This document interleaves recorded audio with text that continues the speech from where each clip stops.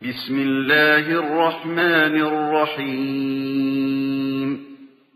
ونستعينه ونستغفره ونعوذ بالله من شرور أنفسنا ومن سيئات أعمالنا من يهده الله فلا مضل له ومن يضلل فلا هادي له وأشهد أن لا إله إلا الله وحده لا شريك له وأشهد أن محمدا عبده ورسوله أما بعد قال الله تعالى في القرآن العظيم الفرقان المجيد أعوذ بالله من الشيطان الرجيم يا أيها الذين آمنوا اتقوا الله حق تقاته ولا تموتن إلا وأنتم مسلمون وقال أيضا يا أيها الناس اتقوا ربكم الذي خلقكم من نفس واحدة وخلق منها زوجها وبث منهما رجالا كثيرا ونساء واتقوا الله الذي تساءلون به والأرحام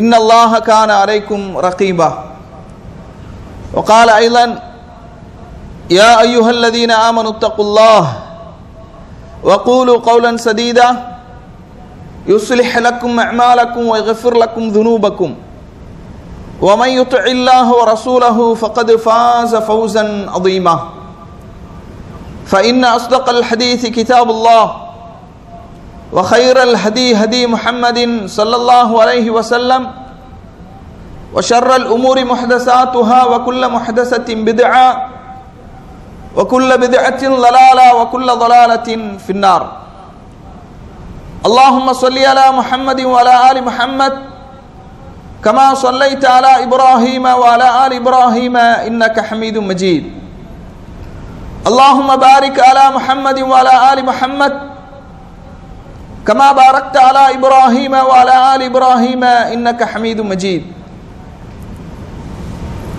வார்த்தைகளில் சிறந்தது அல்லாஹ்வுடைய வார்த்தை என்றும் வழிகாட்டுதலில் சிறந்தது நபிகள் நாயகம் ஸல்லல்லாஹு அலைஹி வஸல்லம் அவர்களுடைய வழிகாட்டுதல் காரியங்களில் மிக மிக கெட்டது மார்க்கத்தில் புதிதாக ஏற்படுத்தப்பட்டவை மார்க்கத்தில் புதிதாக ஏற்படுத்தப்பட்ட ஒவ்வொன்றும் பித்அத்துகள் ஒவ்வொரு பித்அத்தும்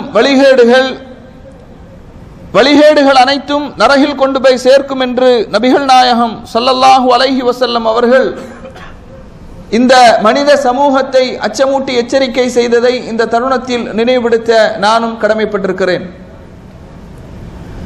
கண்ணியத்திற்குரிய எல்லாமல்ல அல்லாஹுவின் நல்லடியார்களே, சகோதர சகோதரிகளே, சென்ற வாரத்திற்கு முந்தைய வாரம் மார்க்கத்தில் உறுதியாக இருப்பதற்கு மகத்தான வழிகாட்டல்கள் என்ற தலைப்பின் கீழ்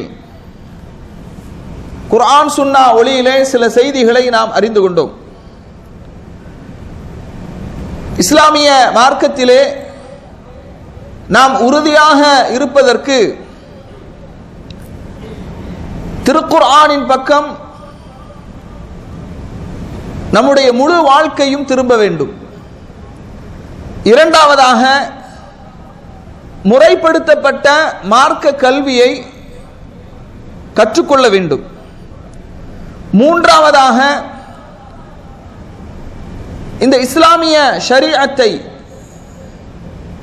முழுமையாக பற்றி பிடித்து வாழ்வதோடு நல்லமல்களை செய்ய வேண்டும்.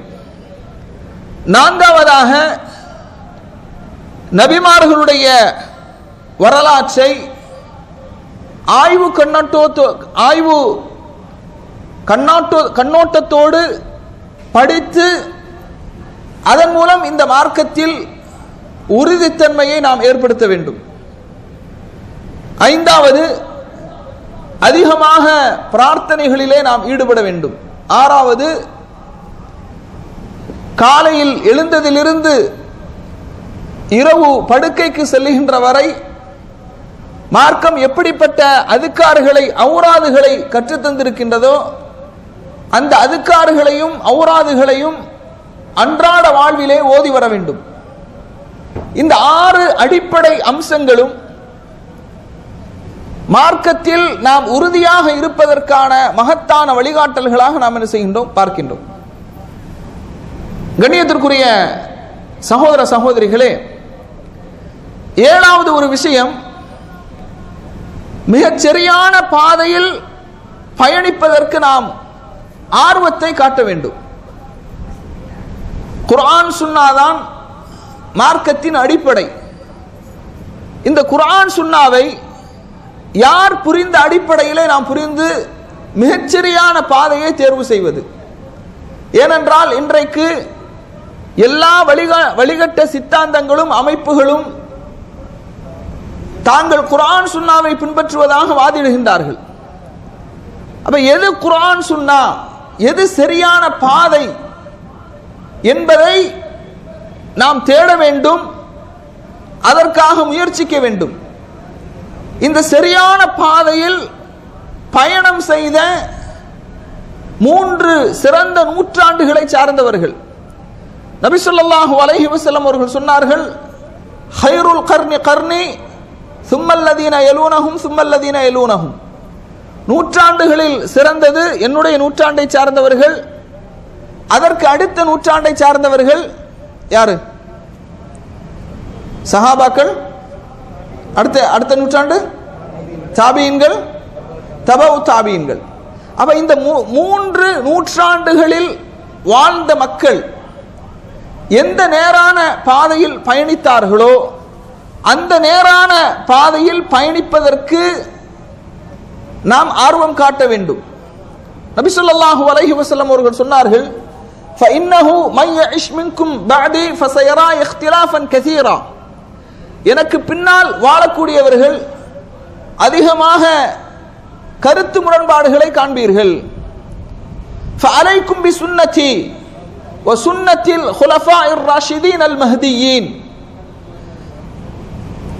எனது வழிமுறையையும் நேர்வழி பெற்ற ஹலீஃபாக்களுடைய நடைமுறையையும் முருக பற்றி பிடித்துக் கொள்ளுங்கள் என்று நபி ஸல்லல்லாஹு அலைஹி வஸல்லம் அவர்கள் சொன்னார்கள். தமஸ்ஸகு பிஹா வ அப்பு அலைஹா பின் நவாஜித். அதனை கடவாய் பற்களால் இறுக பற்றி பிடித்துக் கொள்ளுங்கள். வ இய்யாக்கும் வ முஹதஸாத்தில் உமூர். புதிதாக தோற்றுவிக்கப்படும் அனைத்து காரியங்களை விட்டும் உங்களை நான் எச்சரிக்கின்றேன். فإن كل محدثة بدعة. புதிதாக தோற்றுவிக்கப்பட்ட அனைத்தும் பித்அத். وكل بدعة ضلالة. ஒவ்வொரு பித்அத்தும் வழிகேடுகள் என்று நபி ஸல்லல்லாஹு அலைஹி வஸல்லம் அவர்கள் எச்சரிக்கை செய்கின்றார்கள்.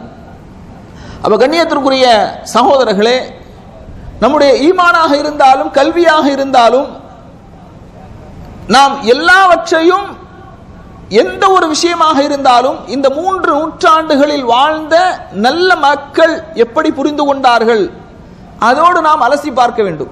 யாராவது மார்க்கத்தின் பெயரால் புதிதாக ஒரு விஷயத்தை சொல்றாங்க, கவர்ச்சிகரமான ஒரு விஷயத்தின் பக்கம் நம்மை அழைக்கின்றார்கள், உடனே நாம் என்ன செய்யக்கூடாது? அதன் பக்கம் சென்று விடக்கூடாது. புதிதாக ஒரு விளக்கத்தை சொல்கின்றார்கள், உடனே அதன் பக்கம் நாம் சென்று விடக்கூடாது. அவர்கள் சொல்லுகின்ற விளக்கங்களும் வியாக்கியானங்களும் சித்தாந்தங்களும் 3 நூற்றாண்டுகளில் வாழ்ந்த மக்களின் புரிதலுக்கு ஏற்ப இருக்கின்றதா இல்லையா என்பதை உரசி பார்க்க வேண்டும். அந்த 3 நூற்றாண்டுகளில் வாழ்ந்த மக்களின் புரிதலுக்கு ஏற்று அந்த விளக்கங்கள் வியாக்கியானங்கள் இல்லை என்றால் அது வழிகேடு என்று நாம் அதை விட்டுவிட வேண்டும். மார்க்கத்தின் அடிப்படைக்கு குர்ஆன் சுன்னாவுக்கு முரணானதாக இருக்கின்றது, ஹலீஃபாக்களுடைய சஹாபாக்களுடைய அந்த விளக்கங்களுக்கு புரிதல்களுக்கு முரணாக இருக்கின்றது என்றால் அதை நாம் என்ன செய்ய வேண்டும்? விட்டுவிட வேண்டும். இதையும் நாம் கவனத்தில் கொள்ள வேண்டும்.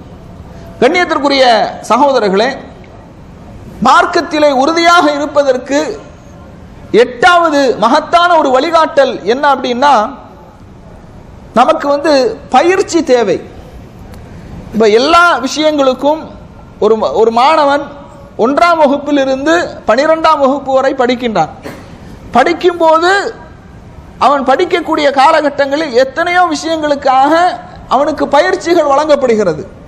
கல்லூரியை அடையும் போதும் அவனுக்கு பயிற்சிகள் கொடுக்கப்படுகிறது.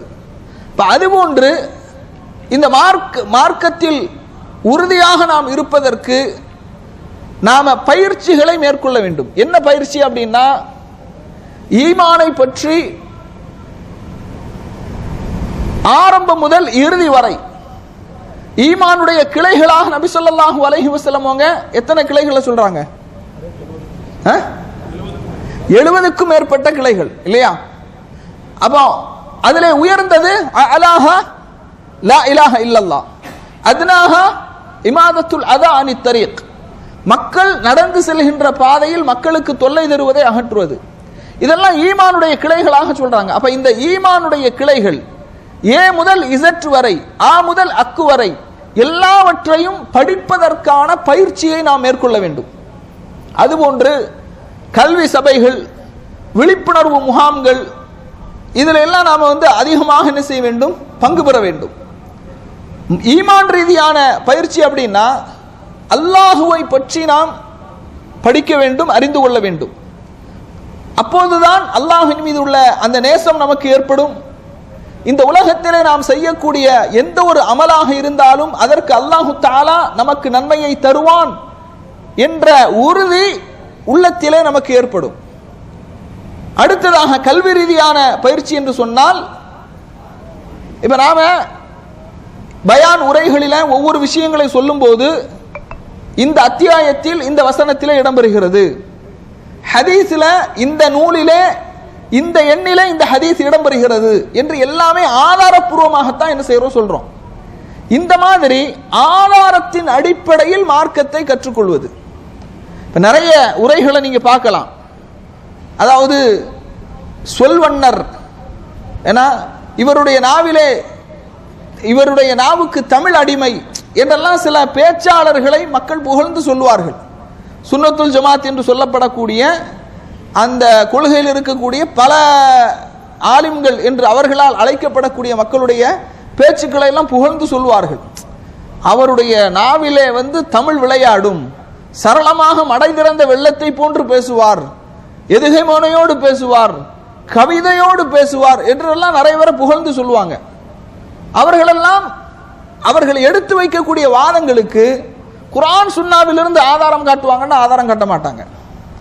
இந்த இபாதத்திற்கு குர்ஆனிலே இந்த வசனத்தின் அடிப்படையில் சஹாபாக்கள் இப்படித்தான் புரிந்து கொண்டார்கள், ஹதீஸை ஆதாரமாக முன்வைத்து சஹாபாக்கள் இப்படித்தான் புரிந்து கொண்டார்கள், அதனால இந்த இபாதத் கூடும் என்றெல்லாம் சொல்ல மாட்டாங்க. என்ன செய்வாங்க? சம்பந்தமில்லாத வசனங்களை எல்லாம், சம்பந்தமில்லாத ஹதீஸுகளை எல்லாம், சம்பந்தமில்லாத வரலாற்று நிகழ்வுகளை எல்லாம், மௌதுஆன இட்டுக்கட்டப்பட்ட புனைந்துரைக்கப்பட்ட செய்திகளை எல்லாம் அலங்கரித்து அழகான முறையில் எத்தி வைப்பாங்க. அப்ப கண்ணியத்திற்குரிய சகோதரர்களே, மார்க்கத்தில் நமக்கு உறுதி ஏற்பட வேண்டும் என்றால் நாம சொல்லக்கூடிய ஒரு வழிகாட்டல் எந்த ஒரு செய்தியாக இருந்தாலும் குர்ஆனிலே எந்த வசனத்திலே இடம்பெறுகிறது இந்த செய்தி, ஹதீஸிலே எந்த நூலிலே இடம்பெறுகிறது, இந்த ஹதீஸினுடைய தரம் என்ன, இப்படி பிரித்தறிந்து அதை நீங்கள் கற்றுக்கொள்ள வேண்டும். இதுவும் உங்களுக்கு மார்க்கத்தில் உறுதியை ஏற்படுத்தும்.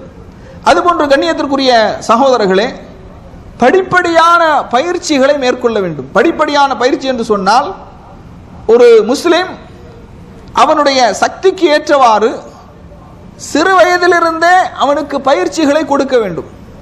குழந்தைகள் என்று சொன்னால் அவர்களுடைய சிந்தனை திறனுக்கு ஏற்றவாறு மார்க்க செய்திகளை அவர்களுக்கு கொண்டு போய் சேர்க்க வேண்டும்.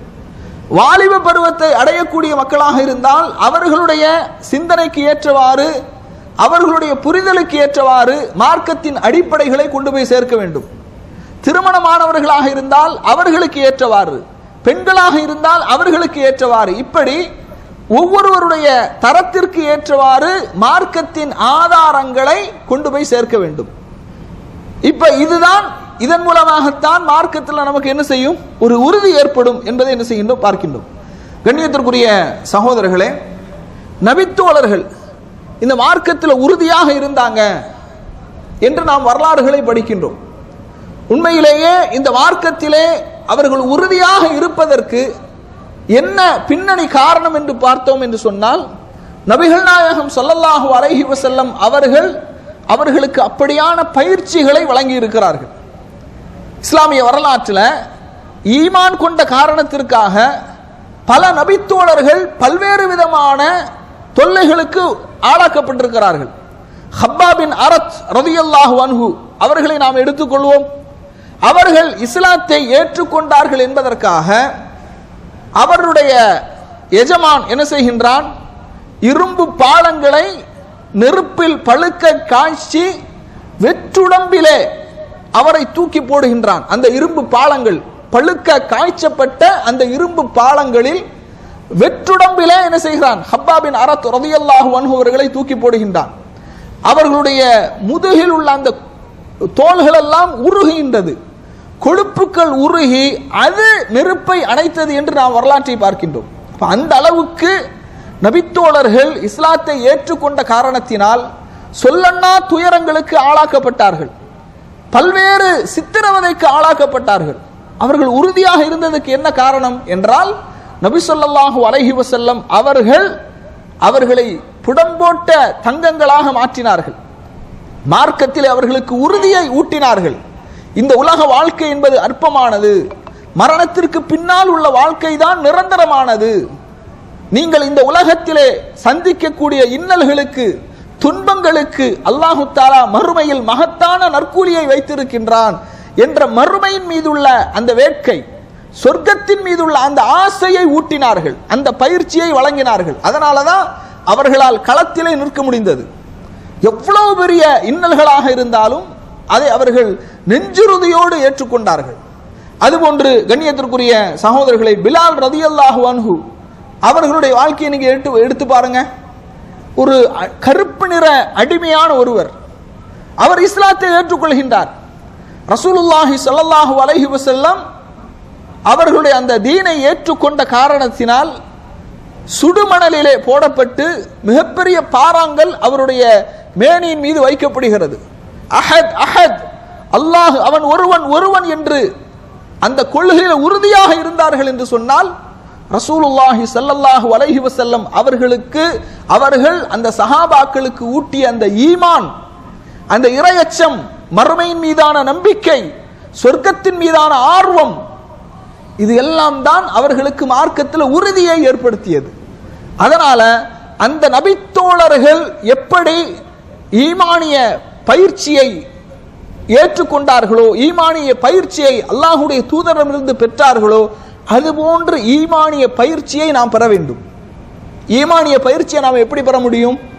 கல்வி சபைகளில் கலந்து கொள்வதன் மூலமாக, முறைப்படுத்தப்பட்ட பாடத்திட்டங்களை பயில்வதன் மூலமாக, மார்க்க அடிப்படையில் உள்ள அந்த சரியான உரைகளை கேட்பதின் மூலமாக, புத்தகங்களை அதிகமாக வாசிப்பதின் மூலமாக, இது போன்ற காரணங்களால் தான் மார்க்கத்தில் நமக்கு மேலும் மேலும் உறுதி ஏற்படும்.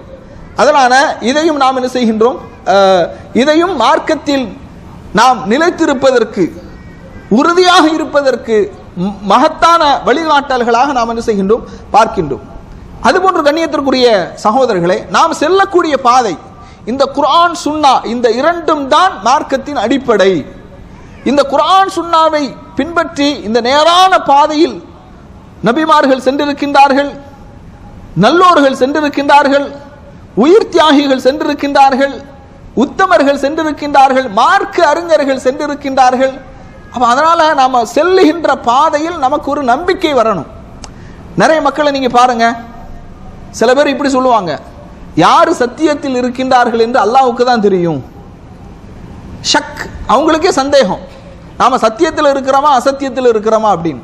இந்த சந்தேகத்தோடு நாம வாழக்கூடாது, உறுதியாக நாம் இருக்க வேண்டும். நாம் இருக்கக்கூடிய இந்த கொள்கை உண்மையானது, உறுதியானது, இதுதான் நேரான கொள்கை. இந்த கொள்கையிலே மரணித்தால் மறுமையிலே அல்லாஹு தஆலா எனக்கு சொர்க்கத்தை தருவான் என்ற அந்த நம்பிக்கை, உறுதி இருக்கணும், ஷக் இருக்கக்கூடாது. நிறைய மக்கள் இந்த ஷக்கோடையே வாழ்றாங்க. யாரு நேரான கொள்கையில் இருக்கிறாங்க அல்லாஹ்வுக்கு தான் தெரியும். இந்த சந்தேகத்தோட அமல் செய்தால் அந்த அமல்களை அல்லாஹ் ஏற்றுக்கொள்வானா? ஏற்றுக்கொள்ள மாட்டான். அதனால நம்முடைய மார்க்கத்தில் நமக்கு தெளிவு இருக்க வேண்டும், உறுதி இருக்க வேண்டும். அல்லாஹ் தஆலா திருமறை குர்ஆன்ல சொல்றான், குலில் ஹம்துலில்லாஹ் வஸலாமுன் அலா இபாதிஹில் லதீன இஸ்தஃபா. நபியே நீங்கள் சொல்லுங்கள், புகழனைத்தும் அல்லாஹ்வுக்கே உரித்தானது, அவன் தேர்ந்தெடுத்த அவனுடைய அடியார்கள் மீது அல்லாஹ்வுடைய சாந்தி உண்டாகட்டும். அல்லாஹ் தஆலா இந்த மார்க்கத்தில் என்னை தேர்வு செய்திருக்கிறான், உங்களை தேர்வு செய்திருக்கிறான். அப்ப நாம நேரான கொள்கையில தான் இருக்கிறோம், நேரான பாதையில் தான் இருக்கிறோம் என்ற அந்த உறுதி நமக்கு இருக்க வேண்டும். அடுத்து கண்ணியத்திற்குரிய சகோதரர்களே, மார்க்கத்தில் சத்தியத்திலே நாம் நிலைத்திருப்பதற்கு மகத்தான வழிகாட்டலாக 10வது விஷயமாக நாம் பார்க்கிறோம், அழைப்பு பணியிலே நாம் ஈடுபட வேண்டும். அழைப்பு பணி என்று சொன்ன உடனேயே நீங்க என்ன நினைக்க கூடாது, இது மாதிரி ஒரு டேபிள், ஒரு சேரு, ஒரு மைக்கு, பிரம்மாண்டமான ஒரு செட்டப்பு, நீண்ட நேரம் உரையாற்றுவது, கேள்விகள் கேட்டு அதற்கு பதிலளிப்பது, இந்த மாதிரி இருந்தாதான் இதுதான் அழைப்பு பணி நம்ம நினைக்க கூடாது. அழைப்பு பணி என்பது பல்வேறு விதமாக இருக்குது. ஒருவருக்கு நாம் ஒரு புத்தகத்தை கொடுக்கின்றோம், இந்த புத்தகத்தை வாசிச்சு பாருங்க, இது ஒரு அழைப்பு பணி. ஒவ்வொருவரும் தங்களால் இயன்ற அளவுக்கு அழைப்பு பணியை மேற்கொள்ளலாம். அழைப்பு பணிங்கிறது மைக்க பிடிச்சி 1 மணி நேரம் பயான் பண்றது அல்லது அரை மணி நேரம் வகுப்பெடுப்பது அதல்ல. பல்லிகு அன்னி வலவுல் ஆயா, ஒரு செய்தியாக இருந்தாலும், என்னிடமிருந்து ஒரு விஷயத்தை நீங்கள் கேட்டாலும் என்ன செய்யுங்க, அதை நீங்கள் மக்களுக்கு எத்தி வையுங்கள் என்று ரசூலுல்லாஹி ஸல்லல்லாஹு அலைஹி வஸல்லம் அவர்கள் என்ன செய்றாங்க, சொல்றாங்க. அப்ப கண்ணியத்திற்குரிய சகோதரர்களே, மார்க்கத்தில் ஒரு விஷயமாக இருந்தாலும் சரி, அதை நாம் என்ன செய்யணும், மக்களுக்கு எத்தி வைக்கணும். நாம இங்க எத்தனை பேர் இருக்கிறீங்க, நம்மோட எத்தனை பணியாளர்கள் வேலை செய்கின்றார்கள் இல்லையா, அவர்கள் எத்தனை முஸ்லீம் அல்லாதவர்கள் இருப்பாங்க. கண்ணியத்திற்குரிய சகோதரர்களே, சென்ற 2-3 தினங்களுக்கு முன்பாக நம்முடைய தஅவா நிலையத்தில் ஒரு இஸ்லாத்தை ஏற்றுக்கொண்டார். அந்த சகோதரர் இஸ்லாத்தை ஏற்றுக்கொண்டதற்கான பின்னணி காரணத்தை சொல்லும் போது, என்னோடு பணி செய்யக்கூடியவர் எனக்கு மார்க்கத்தை சொன்னார், எனக்கு அந்த தேடுதல் இருந்தது, நான் தேடினேன், படித்தேன், என்னோடு பணி செய்தவரும் எனக்கு மார்க்கத்தை சொன்னாரு, அதனால இந்த மார்க்கத்தின் மீது எனக்கு ஒரு ஈர்ப்பு ஏற்பட்டது, நான் இஸ்லாத்தை ஏற்றுக்கொண்டேன் அப்படின்னாங்க. அப்ப அவர் இஸ்லாத்தை ஏற்றுக்கொண்டு அவர் செய்கின்ற எல்லா அமல்களும் இந்த இஸ்லாத்தின் பக்கம் யார் அழைப்பு கொடுத்தாரோ அவருக்கும் அந்த நன்மை உண்டு. அதனால கண்ணியத்திற்குரியவர்களே, அழைப்பு பணி என்பது அது பிரம்மாண்டமான ஒரு கூட்டத்தை கூட்டி கேள்வி பதில் நிகழ்ச்சி நடத்தி பெரிய அளவுல மார்க்க பிரச்சாரங்கள் செய்வதுதான் அழைப்பு பணி என்று நீங்கள் நினைக்க கூடாது. அழைப்பு பணி என்பது நமக்கு தெரிந்த மார்க்க விஷயங்களை, நமக்கு தெரிந்த ஒரு செய்தியாக இருந்தாலும் அதை மக்களுக்கு புத்தகங்களின் மூலமாக நீங்க கொடுக்க முடியுமா, புத்தகங்களின் மூலமாக கொடுக்கலாம். இல்ல சில இணையதளங்களின் மூலமாக கொடுக்க முடியுமா, இணையதளங்களுடைய அந்த லிங்க் அவங்களுக்கு ஷேர் பண்ணலாம். இப்படி எவ்வளவோ வசீலாக்கள் இருக்குது, வாய்ப்புகள் இருக்குது. அதனால கண்ணியத்திற்குரியவர்களே, நாம் அழைப்பு பணியில நம்மை முழுமையாக நாம் ஈடுபடுத்த வேண்டும். அப்படி ஈடுபடுத்துவது என்பது அது நம்முடைய உள்ளத்திற்கு ஒரு புத்துணர்ச்சியை ஏற்படுத்தும். நாம கற்ற கல்வி, நாம அறிந்த விஷயங்களை மக்களுக்கு எடுத்து வைக்கும் போதுதான் அது நமக்கு என்ன செய்யும், பலனுள்ள கல்வியாக இருக்கும்.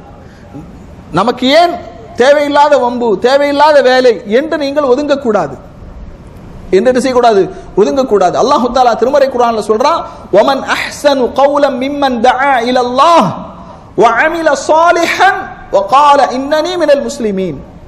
யார் அல்லாஹ்வுடைய பக்கம் மக்களை அழைத்து நற்செயல்கள் செய்து இறைவனுக்கு முற்றிலும் கட்டுப்பட்ட முஸ்லிம்களில் ஒருவனாக நான் இருக்கின்றேன் என்று சொல்லக்கூடியவனை விட சொல்லால் அழகியவன் யார் இருக்க முடியும், அல்லாஹ் தஆலா கேட்கிறான்.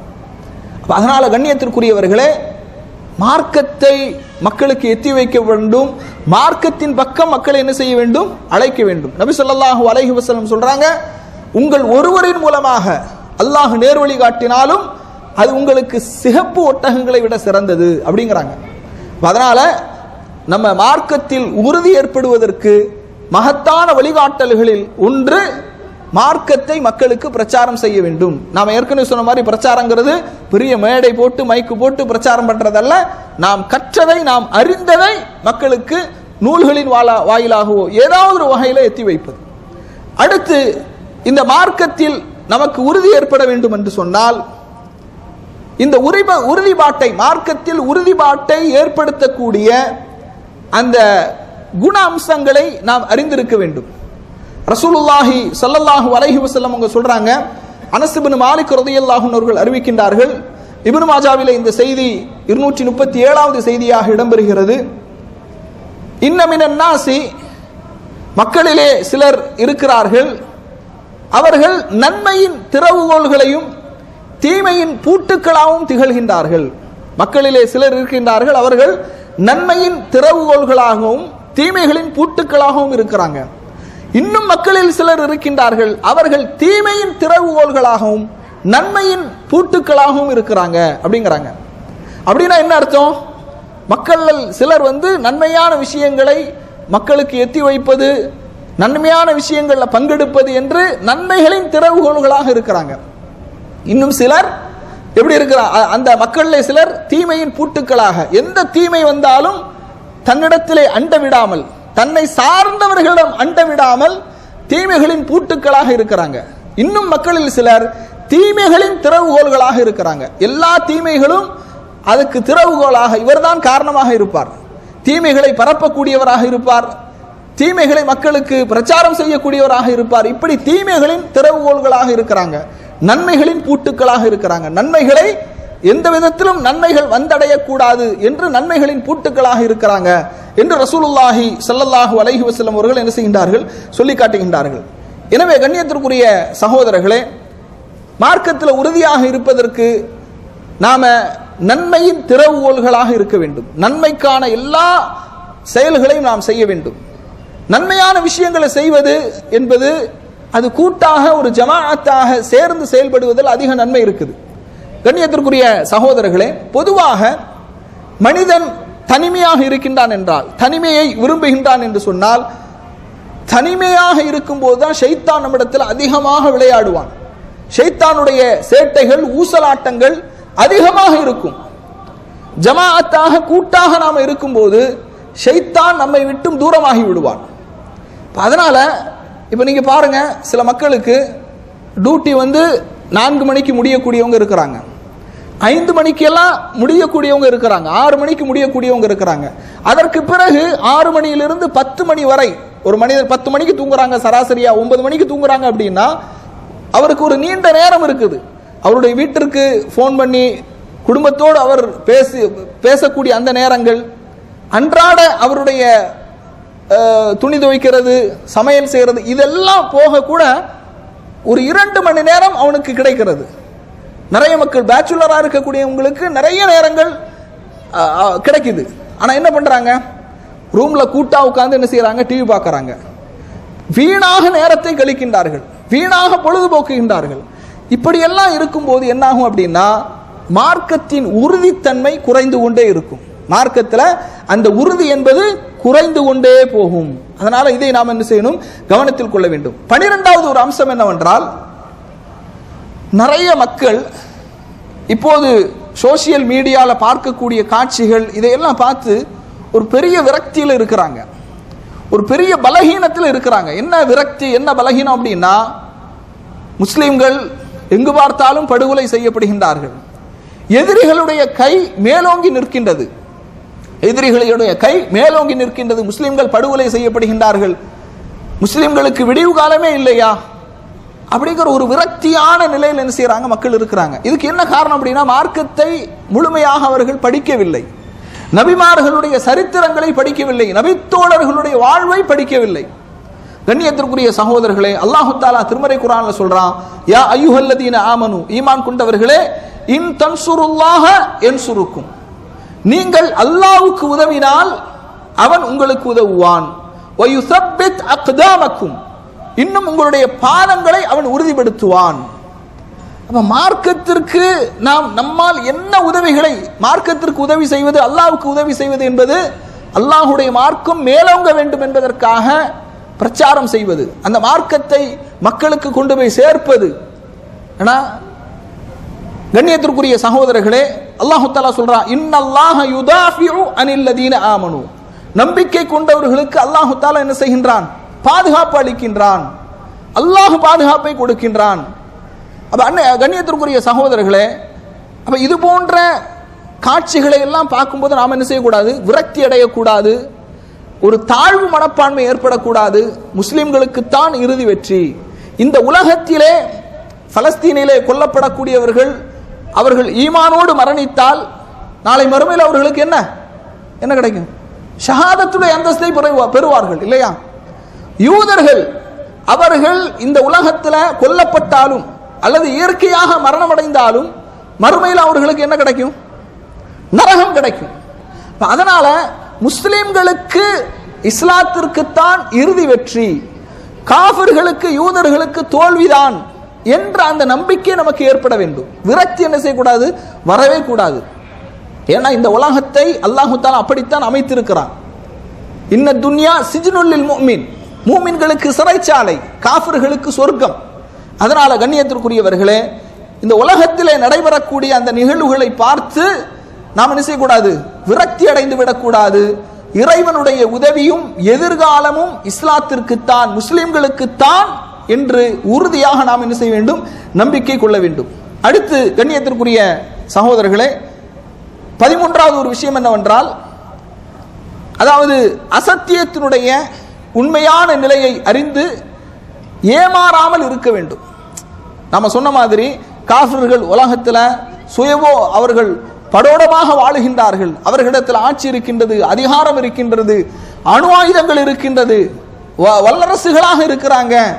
முஸ்லிம்கள் அவர்கள் நிராயுதபாணியாக இருக்கிறாங்க, பலகீனமானவர்களாக இருக்கிறாங்க என்று நாம் என்ன செய்யக்கூடாது, நினைக்க கூடாது. அல்லாஹு தஆலா திருமறை குர்ஆன்ல நபியை பார்த்து சொல்லுகின்றான், லா யகுர்ரன்னக தகல்லுபுல் லதீன கஃபரு ஃபில் பிலாத்.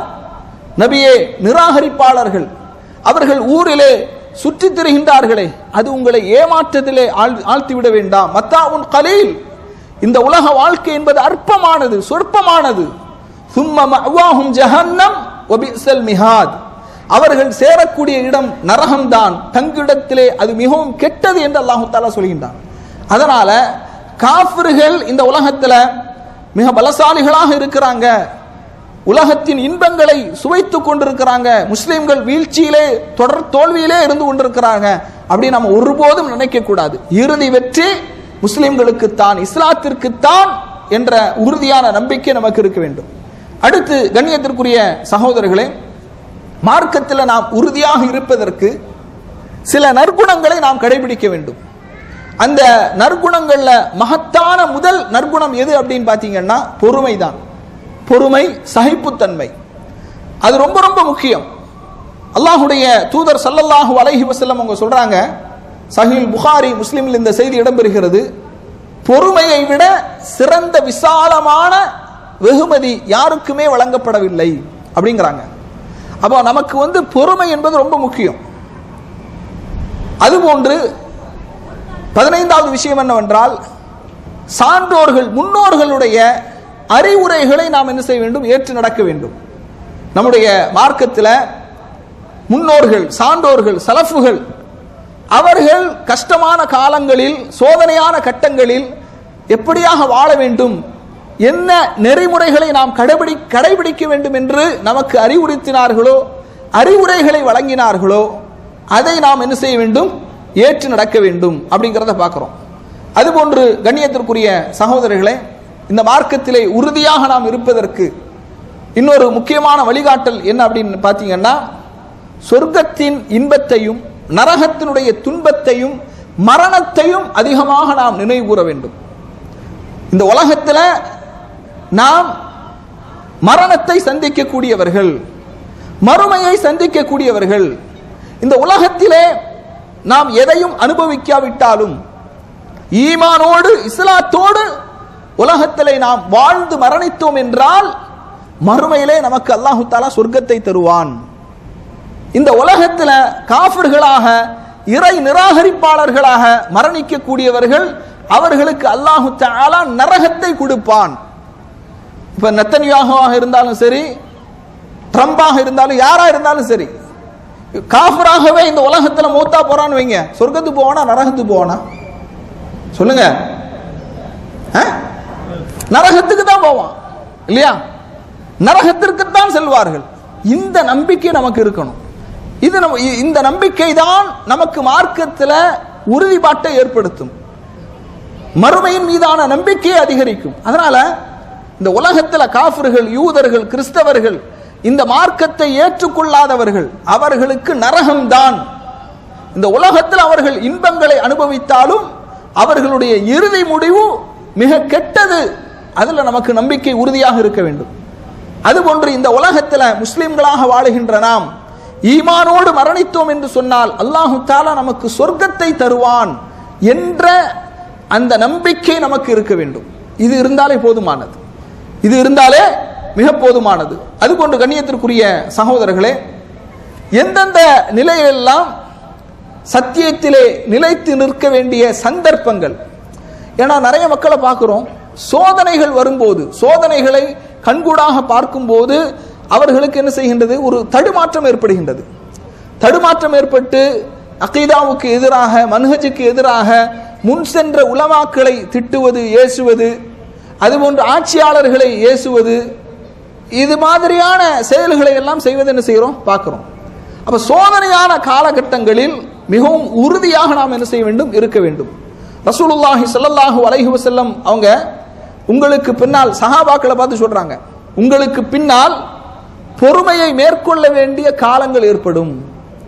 அப்படி பொறுமையை மேற்கொள்ளக்கூடிய அந்த காலத்தில் நீங்கள் எந்த வழியில் இருக்கின்றீர்களோ, சஹாபாக்களை பார்த்து சொல்றாங்க, நீங்கள் எந்த வழியில் இருக்கின்றீர்களோ அந்த வழியை யாரெல்லாம் பற்றி பிடித்து வாழுகின்றார்களோ உங்களில் 50 பேருடைய கூலி அவர்களுக்கு உண்டு. சஹாபாக்கள் 50 நபர்கள் ஒரு அமலை செய்தால் அல்லாஹ் எந்த மாதிரியான ஒரு கூலியை வழங்குவானோ அது யாருக்கு கிடைக்கும், நமக்கு கிடைக்கும். எப்போது கிடைக்கும், சோதனையான அந்த காலகட்டங்கள்ல, சோதனையான காலங்கள் ஏற்படும் போது பொறுமையை மேற்கொள்பவர்களுக்கு. அப்ப சோதனைகள் ஏற்படும் போது என்ன செய்யக்கூடாது, நமக்கு தடுமாற்றம் ஏற்படக்கூடாது, அதுல பொறுமையாக இருக்கணும், உறுதியாக இருக்கணும், உலமாக்களோடு நெருங்கிய தொடர்பை ஏற்படுத்திக் கொள்ள வேண்டும். சோதனையான காலகட்டங்களில் உலமாக்களுடைய வழிகாட்டலோடு நாம் என்ன செய்யணும், பயணிக்க வேண்டும். இது ரொம்ப முக்கியமான விஷயம் என்பதை என்ன செய்கின்றோம், பார்க்கின்றோம். ஒரு மனிதனுக்கு அவனுடைய மார்க்கத்தை, மார்க்கத்தின் அடித்தளத்தை, அதுபோன்று அந்த கொள்கை உறுதியை அசைத்து பார்க்கக்கூடிய பல இடங்கள் இருக்கின்றது. எப்போதெல்லாம் ஒரு மனிதன் தடுமாற்றம் ஏற்படும் அப்படின்னு பார்த்தீங்கன்னா, எப்போது ஒரு மனிதனுக்கு அல்லாஹு தாலா நிறைய செல்வத்தை கொடுக்கின்றானோ, நிறைய செல்வத்தை கொடுக்கின்றானோ அப்போது அவனுக்கு தடுமாற்றம் ஏற்படும். மார்க்கத்தில் உறுதி தன்மை இல்லாமை, மார்க்கத்தில் நிறைய தடுமாற்றங்கள் ஏற்படும். அதுபோன்று எப்போது அல்லாஹு தாலா ஒரு மனிதனுக்கு பதவியை கொடுப்பானோ, பதவியை கொடுப்பானோ அப்போதும் அவனுக்கு என்ன செய்யும், மார்க்கத்தில் மிகப்பெரிய தடுமாற்றமும் மார்க்கத்தை பின்பற்றுவதில் உள்ள அந்த ஆர்வமும் அவனுக்கு குறைந்துவிடும். ரசூலுல்லாஹி ஸல்லல்லாஹு அலைஹி வஸல்லம் அவங்க சொல்லக்கூடிய செய்தியை பாருங்க. திருமதியில 2376வது செய்தியாக இந்த ஹதீஸ் இடம்பெறுகின்றது. மா திபானி ஜாஇஆனி உர்சிலா ஃபீ கனமின் பி அஃஸத லஹா மின் ஹிர்ஸில் மர்இ அலல் மாலி வஷ்ஷரஃபி லிதீனிஹி. நபி ஸல்லல்லாஹு அலைஹி வஸல்லம் அவங்க சொல்றாங்க, ஒரு மனிதனுடைய பதவிக்கும் பொருளுக்கும் பேராசைப்படுவது ஆடுகள் அனுப்பப்பட்ட பசியுள்ள 2 ஓநாய்களை விட அவனது மார்க்கத்திற்கு மிகவும் அது ஆபத்தானது. ஆடுகள் மேய்க்கப்பட்டிருக்கக்கூடிய அந்த மந்தையில பசியுள்ள 2 ஓநாய்கள் அந்த மந்தையில அனுப்பப்பட்டால் அது எவ்வளவு ஆபத்தானது அந்த ஆடுகளுக்கு. அந்த மாதிரி ஒரு மனிதனுடைய பதவியும் பொருளின் மீதுள்ள ஆசையும் ஆடுகளிடையே அனுப்பப்பட்டுள்ள பசியுள்ள 2 ஓநாய்களை விட அவனுடைய மார்க்கத்திற்கு அது மிகவும் ஆபத்தானது அப்படிங்கிறாங்க. ஒன்று பதவி ஆசை, இன்னொன்று பொருள் ஆசை. செல்வத்தின் மீது உள்ள மோகம், பதவியின் மீதுள்ள மோகம், இதுவும் மார்க்கத்தில் உறுதித்தன்மையை குலைத்து விடுகிறது என்பதை என்ன செய்கின்றோம், பார்க்கின்றோம். அதுபோன்று மார்க்கத்தில் ஒரு மனிதனுக்கு உறுதித்தன்மையை எப்போதெல்லாம் மார்க்கத்தின் உறுதித்தன்மை ஒரு மனிதனுக்கு குறையும் அப்படின்னு பார்த்தீங்கன்னா, மனைவியின் மூலமாக, குழந்தைகளின் மூலமாக ஏற்படுகின்ற சோதனை. ரசூல் அல்லாஹு தஆலா திருமறை குர்ஆன்ல சொல்றான், யா அய்யுஹல்லதீன ஆமனு, ஈமான் கொண்டவர்களே, இன்ன மின் அஸ்வாஜிக்கும், உங்களுடைய மனைவிமார்களும், வ அவுலாதிக்கும், உங்களுடைய பிள்ளைகளும், அதுவுல்லக்கும், உங்களுக்கு எதிரிகள், ஃபஹ்தரூஹும், அவர்களிடையே நீங்கள் மிகவும் எச்சரிக்கையாக கவனமாக இருந்து கொள்ளுங்கள் என்று அல்லாஹு தஆலா சொல்றான். அப்ப நமக்கு ஒரு மனிதனுடைய மார்க்கத்திலே எப்போது யாரின் மூலமாக சோதனை ஏற்படுகின்றது என்று சொன்னால், அவனுடைய மனைவியின் மூலமாக சோதனை ஏற்படும், அவனுடைய பிள்ளைகள் மூலமாக சோதனை ஏற்படும். அப்ப இந்த கட்டங்களிலும் பதவி, பொருளாசை, மனைவி, பிள்ளைகள், இதெல்லாம் ஒரு மனிதனுடைய மார்க்கத்தின் உறுதித்தன்மையை குலைக்கக்கூடிய காரியங்களாக நாம் என்ன செய்கின்றோம், பார்க்கின்றோம். அதுபோன்று கண்ணியத்திற்குரியவர்களே, கொடுமையான ஆட்சியாளன், அவன் அடக்குமுறையான ஆட்சியாளன். இதன் மூலமாகவும் ஒரு மனிதனுடைய அந்த மார்க்கத்தின் மீது உள்ள அந்த பிடிப்பு, மார்க்கத்தை பின்பற்றுவது, அதிலே அவனுக்கு ஒரு தடுமாற்றம் ஏற்படும். அதுபோன்று கண்ணியத்திற்குரியவர்களை, ரசூலுல்லாஹி ஸல்லல்லாஹு அலைஹி வஸல்லம் அவங்க தஜ்ஜாலுடைய குழப்பத்தின் மூலமாகவும் என்ன செய்யும், ஒரு மனிதன் சோதனைக்கு உள்ளாக்கப்படுவான் என்பதை என்ன செய்கின்றார்கள், சொல்லுகின்றார்கள். அல்லாஹ்வுடைய தூதர் ஸல்லல்லாஹு அலைஹி வஸல்லம் அவங்க சொல்றாங்க, இந்த செய்தி இப்னு மாஜாவிலே 4075வது செய்தியாக இடம்பெறுகிறது. ஃபமன் ரஆஹு மின்கும், யார் அந்த தஜ்ஜாலை காண்கின்றார்களோ அவனிடமிருந்து அவனுடைய குழப்பத்திற்கு ஆளாகாமல் அவனிடமிருந்து பாதுகாப்பு தேட வேண்டும் என்று சொன்னால், ஃபல் யக்ரா அலைஹி ஃபவாத்திஹ சூரத்துல் கஹஃப், சூரத்துல் கஹஃபினுடைய முதல் 10 வசனங்களை யார் ஓதுகின்றார்களோ அவர் தஜ்ஜாலினுடைய குழப்பத்திலிருந்து பாதுகாப்பு பெறுகின்றார். நபி ஸல்லல்லாஹு அலைஹி வஸல்லம் அவர்கள் என்ன செய்கின்றார்கள், சொல்கின்றார்கள். அதுபோன்று கண்ணியத்திற்குரிய சகோதரர்களே, ஒரு மனிதனுக்கு அவனுடைய மார்க்கத்தில் எப்போதெல்லாம் தடுமாற்றம் ஏற்படும் என்று சொன்னால், போரின் போது, அறப்போராட்டத்தின் போது, அவன் களத்தில் நிற்கும் போது எதிரிகளின் மூலமாக ஏற்படுகின்ற அந்த தாக்குதல்கள், அப்போதும் அவனுக்கு என்ன செய்யும், தடுமாற்றம் ஏற்படும். அந்த நேரத்தில் அவன் உறுதியாக இருக்க வேண்டும். ரசூலுல்லாஹி அல்லாஹு தஆலா திருமறை குர்ஆன்ல சொல்றான், ஒரு பிரார்த்தனை அல்லாஹ் கற்றுத்தரலாம். ரப்பனா ஃபிர் லனா, இறைவா எங்களை நீ மன்னிப்பாயாக, துனூபனா எங்களுடைய பாவங்களை மன்னிப்பாயாக, வ இஸ்ராஃபனா ஃபி அம்ரினா வஸப்பித் அக்தாமனா, வஸப்பித் அக்தாமனா எங்களுடைய பாதங்களை உறுதிப்படுத்துவாயாக, வன்சுர்னா அலல் கௌமில் காஃபிரின் காஃபிர்களுக்கு எதிராக எங்களுக்கு வெற்றியை தருவாயாக என்று அல்லாஹ் தஆலா பிரார்த்தனை செய்வார். நமக்கு என்ன செய்கின்றான், கற்றுத் தருகின்றான். கண்ணியத்திற்குரிய சகோதரர்களே, அதுபோன்று மார்க்கத்தில் நாம நிலையாக இருப்பதற்கு நம்முடைய லட்சியத்தில் நாம் உறுதியாக இருக்க வேண்டும். நம்முடைய லட்சியம், ஒவ்வொரு மனிதனுக்கும் ஒரு லட்சியம் இருக்க வேண்டும். இந்த மார்க்கத்தை மக்களுக்கு கொண்டு போய் சேர்க்கணும்.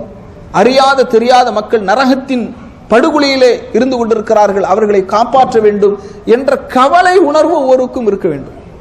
அப்ப இந்த லட்சியத்தில் நாம் உறுதியாக இருக்க வேண்டும். இடையிலே வரக்கூடிய பிரச்சனைகள், இடையிலே வரக்கூடிய விஷயங்கள் எல்லாம் நம்முடைய லட்சிய பாதையில் இருந்து நம்ம என்ன செய்யக்கூடாது, தடம்புரள செய்து விடக்கூடாது. இதுல நாம் என்ன செய்யணும், உறுதியாக இருக்க வேண்டும். அடுத்ததாக இறுதியாக ஒரு செய்தியை சொல்லி முடிக்கின்றேன். கண்ணியத்திற்குரிய சகோதரர்களே, நாம மார்க்கத்தில் உறுதியாக இருக்கும் போதுதான், மார்க்கத்தை பின்பற்றும் போதுதான் மரண தருவாயில் நாம் உறுதியாக இருக்க முடியும். கொஞ்சம் பிள்ளைகள் அமைதியா இருக்கு சொல்லுங்களேன், ரொம்ப சத்தம் போடுறாங்க. கண்ணியத்திற்குரிய சகோதரர்களே, இந்த மார்க்கத்தில் உறுதியாக இருப்பதற்கான மகத்தான வழிகாட்டல்களை சொல்லி வரோம். இதுல இந்த வழிகாட்டல்களை எல்லாம் நாம் பின்பற்றி வாழ்ந்தால்தான் மரணத்தின் போது நாம் உறுதியாக இருக்க முடியும். மரணத்தின் போது ஷஹாதாவை மொழிந்து மரணிக்கக்கூடிய பாக்கியம் நமக்கு இருக்கும். உலகத்தில் ஏனோ தானோ என்று வாழ்ந்தோம் என்று சொன்னால், கடைசி அந்த நேரத்தில் கலிமத்து ஷஹாதாவை மொழிவதற்கான அந்த நாவு நமக்கு வராது. எனவேதான் ரசூலுல்லாஹி ஸல்லல்லாஹு அலைஹி வஸல்லம் அவங்க சொல்றாங்க, மன் கான ஆகிரு கலாமிஹி லா இலாஹ இல்லல்லாஹ் தகலல் ஜன்னah, யாருடைய கடைசி வார்த்தை லா இலாஹ இல்லல்லாஹ் என்று இருக்கின்றதோ அவர் சொர்க்கத்திற்கு செல்வார். அதனால கண்ணியத்திற்குரியவர்களே, நாம சொன்ன இந்த மகத்தான வழிகாட்டல்களை முறையாக நாம் பின்பற்றும் போதுதான் மரணிக்கின்ற போது உறுதியாக நம்மால் இருக்க முடியும். அதுபோன்று நிறைய சென்ற வாரத்தில் கூட சில பிரார்த்தனைகளை நாம் உங்களுக்கு சொன்னோம் இல்லையா? ரப்பனா லா துஸிக் குலூபனா பஅத இத் ஹதைதனா வஹப் லனா மின் லதுன்க ரஹ்மா. நபி ஸல்லல்லாஹு அலைஹி வஸல்லம் அவர்கள் அதிகமாக கேட்ட ஒரு பிரார்த்தனை இருக்கின்றது. யா முகல்லிபல் குலூப் சப்பித் கல்பி அலா தீனிக. இந்த பிரார்த்தனைகளை அதிகமாக நாம் என்ன செய்ய வேண்டும், சொல்ல வேண்டும். இப்ப யாரு கலிமத்து ஷஹாதாவோடு மரணிக்கிறாங்களோ அவர்களுக்கு மலக்குமார்களை கொண்டு அல்லாஹு தஆலா என்ன செய்கின்றான், சுப செய்தி சொல்கின்றான். அல்லாஹு தஆலா சொல்றான், இன்னல்லதீன காலு ரப்புன அல்லாஹ், யார் தங்களுடைய இறைவன் அல்லாஹுதான் என்று கூறி சும்மஸ்தகாமு, அதிலே இஸ்திகாமத்தாக உறுதியாக இருக்கின்றார்களோ, தத்தனஸ்ஸலு அலைஹிமுல் மலாயிகா, அவர்களுக்கு அல்லாஹு தஆலா மலக்குமார்களை இறக்கி, அல்லா தகாஃபு, நீங்கள் பயப்பட வேண்டாம், மரணத்திற்கு பிறகு உள்ள வாழ்க்கை, மன்னரையின் வாழ்க்கை, மறுமையின் வாழ்க்கை, இதை குறித்து நீங்கள் பயப்பட வேண்டாம், வலா தஹ்ஸனு, நீங்கள் கவலைப்பட வேண்டாம், என்னுடைய மரணத்திற்கு பின்னால் என்னுடைய குடும்பம் என்னவாகும், என்னுடைய பிள்ளைகளுடைய நிலைமை என்னவாகும், என்னுடைய உறவினர்களின் நிலைமை என்னவாகும், இது குறித்து நீங்கள் கவலைப்பட வேண்டாம். வஅபிஷிரு பில் ஜன்னத்தில் லத்தி குன்தும் துஅதூன், உங்களுக்கு வாக்களிக்கப்பட்ட இடம் சொர்க்கம்தான் என்று அல்லாஹு தஆலா மார்க்கத்தில் உறுதியாக, யார் தங்களுடைய இறைவன் அல்லாஹுதான் என்று கூறி அதில் உறுதியாக இருக்கிறார்களோ அவர்களுக்கு மலக்குமார்களின் மூலமாக என்ன செய்கின்றான், சுப செய்தி சொல்கின்றான். கண்ணியத்திற்குரிய சகோதரர்களே, மார்க்கத்தில் உறுதியாக இருப்பதற்கு சஹாபாக்களுடைய வரலாறுகள், அவர்கள் செய்த தியாகங்கள், இதையெல்லாம் நாம் என்ன செய்யணும், படிக்கணும். நம்ம ஏற்கனவே பிலால் ரலியல்லாஹு அன்ஹுடைய வாழ்க்கை வரலாற்றை பற்றி சொன்னோம். ஹப்பாப் பின் அரத் ரலியல்லாஹு அன்ஹுடைய வாழ்க்கை வரலாற்றை பற்றி சொன்னோம். அதுபோன்று முஸஅப் இப்னு உமைர் ரலியல்லாஹு அன்ஹு மிகப்பெரிய செல்வந்தராக இருந்தவர்கள். இஸ்லாத்தை ஏற்றுக்கொண்ட காரணத்தினால் அவர்களுடைய கடைசி நாட்கள் மிகவும் கஷ்டமானதாக, மிகவும் பரிதாபத்திற்குரியதாக மாறியது. இந்த முஸஅப் இப்னு உமைர் ரலியல்லாஹு அன்ஹு அவர்கள்தான் அல்லாஹ்வுடைய தூதர் ஸல்லல்லாஹு அலைஹி வஸல்லம் அவர்கள் மதீனாவுக்கு அழைப்பாளராக என்ன செய்யறாங்க, அனுப்பி வைக்கப்படுகிறார்கள். அவர்கள் அழைப்பாளராக சென்ற பிறகுதான் மிகப்பெரிய மாற்றம் மதீனாவிலே ஏற்படுகின்றது. அதிகமான மக்கள் இஸ்லாத்தை தழுவுகின்றார்கள். அதனால முஸஅப் இப்னு உமைர் ரலியல்லாஹு அன்ஹுடைய வாழ்க்கை வரலாற்றை இன்னும் அதிகமாக நாம் அறிந்து கொள்ள வேண்டும். அதுபோன்று உஹது போரிலே கலந்து கொண்ட சஹாபாக்கள், அவர்களுடைய தியாகங்கள், அவர்கள் இந்த மார்க்கத்திற்காக செய்த அர்ப்பணிப்புகள், இப்படி நிறைய சஹாபாக்களுடைய தியாகங்களை எல்லாம், அர்ப்பணிப்புகளை, அவர்கள் இந்த மார்க்க மேலோங்க வேண்டும் என்பதற்காக செய்த அந்த பங்களிப்புகளை நாம் நிறைய படிக்கணும். இந்த வரலாறுகளை படிக்கும் போதுதான் மார்க்கத்தில் நமக்கு என்ன செய்யும், உறுதி ஏற்படும் என்பதையும் நாம் அறிந்து கொள்ள வேண்டும். கண்ணியத்திற்குரிய சகோதரர்களே, இந்த மார்க்கத்தில் உறுதியாக இருப்பதற்கு நாம் என்னென்ன வழிமுறைகளை கடைபிடிக்க வேண்டும் என்ற சில செய்திகளை 2 வாரங்களாக நாம் உங்களுக்கு சொல்லியிருக்கிறோம். இந்த செய்திகளை எல்லாம் நீங்கள் அவதானித்து, நாம் அதாவது வெறுமனே காதிலே கேட்பது சென்று விடுவது என்று அல்லாமல், நாம் எதை கற்கின்றோமோ அதை முறைப்படுத்தப்பட்ட கல்வியாக கற்று, நாம் எந்த ஒரு விஷயத்தை கற்றாலும் அதை மக்களுக்கு எத்தி வைக்கக்கூடிய அந்த எத்தி வைத்தல், தப்லீக் செய்வதன் மூலமாகத்தான் நமக்கு மார்க்கத்தில் உறுதி ஏற்படும். நாம் கற்றுக்கொண்ட அந்த கல்வியை மக்களுக்கு தப்லீக் செய்வது, எத்தி வைப்பது, இதன் மூலமாகத்தான் நமக்கு நம்முடைய மார்க்கத்தில் உறுதி ஏற்படும். அதனால இந்த செய்திகளை எல்லாம் நீங்கள் கவனத்தில் கொண்டு மார்க்கத்தில் இறுதி மூச்சு வரை முஸ்லீமாக வாழ்ந்து முஸ்லீமாக மரணிக்கக்கூடிய பாக்கியத்தை அல்லாஹு தஆலா உங்களுக்கும் எனக்கும் நம் அனைவருக்கும் தந்தல்வானாக என்று கூறி என்னுடைய உரையை நிறைவு செய்கின்றேன். வ ஆகிரு தஅவானா அனில் ஹம்துலில்லாஹி ரப்பில் ஆலமீன்.